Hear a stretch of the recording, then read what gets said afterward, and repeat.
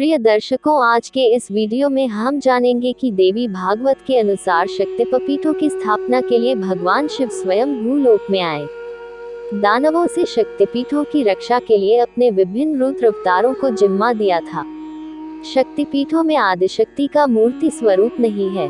इन शक्तिपीठों में पिंडलियों की पूजा होती है, जहां भगवान शिव भैरव के रूप में पूजे जाते हैं। शक्तिपीठ पूरे भारत के अलग अलग स्थानों पर स्थापित हैं।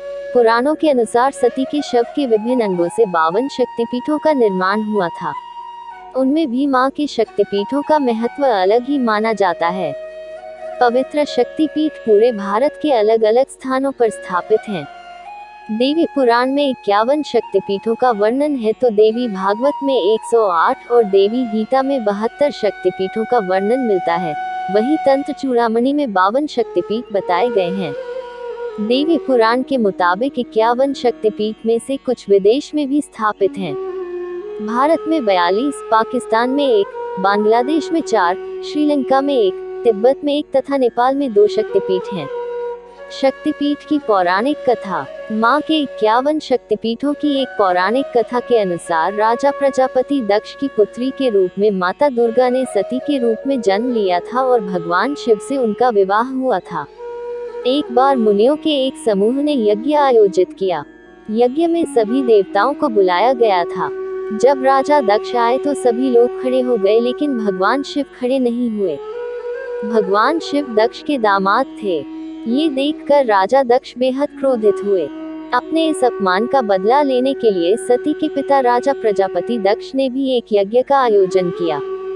उस यज्ञ में ब्रह्मा, विष्णु, इंद्र और अन्य देवी देवताओं को आमंत्रित किया, लेकिन उन्होंने जानबूझकर अपने जमाता भगवान शिव को इस यज्ञ का निमंत्रण नहीं भेजा।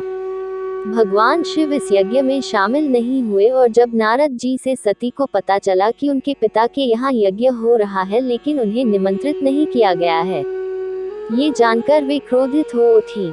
नारद ने उन्हें सलाह दी कि पिता के यहाँ जाने के लिए बुलावे की जरूरत नहीं होती है। जब सती अपने पिता के घर जाने लगी तब भगवान शिव ने उन्हें समझाया, लेकिन वह नहीं मानी तो प्रभु ने स्वयं जाने से इनकार कर दिया। लेकिन सती एक बिन बुलाए मेहमान की तरह गई। उनके पिता ने कोई सम्मान नहीं दिया। इसके अलावा दक्ष ने शिव का अपमान किया। सती पति के अपमान को सहन नहीं कर पाई तो वह यज्ञ आग में कूदकर आत्महत्या कर ली। भगवान शिव उसकी मौत के बारे में सुना तो वह उग्र हो गए। भगवान शंकर को जब ये पता चला तो क्रोध से उनका तीसरा नेत्र खुल गया। ब्रह्मांड में प्रलय व हाहाकार मच गया। शिव जी के आदेश पर वीरभद्र ने दक्ष का सिर काट दिया और अन्य देवताओं को शिव निंदा सुनने की भी सजा दी। भगवान शंकर ने यज्ञकुंड से सती के पार्थिव शरीर को निकाल कंधे पर उठा लिया और दुखी होकर सारे भूमंडल में घूमने लगे।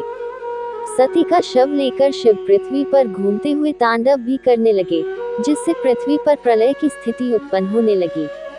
पृथ्वी समेत तीनों लोकों को व्याकुल देखकर भगवान विष्णु अपने सुदर्शन चक्र से सती के शरीर को खंड खंड कर धरती पर गिराते गए। जब जब शिव नृत्य मुद्रा में पैर पटकते, विष्णु अपने चक्र से माता के शरीर का कोई अंग काटकर उसके टुकड़े पृथ्वी पर गिरा देते।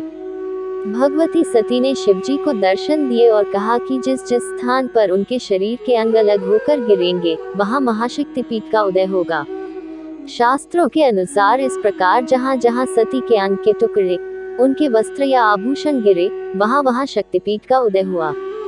इस तरह कुल 51 स्थानों में माता के शक्तिपीठों का निर्माण हुआ। अगले जन्म में सती ने राजा हिमालय के घर पार्वती के रूप में जन्म लिया और घोर तपस्या कर शिव को पुनः पति रूप में प्राप्त किया।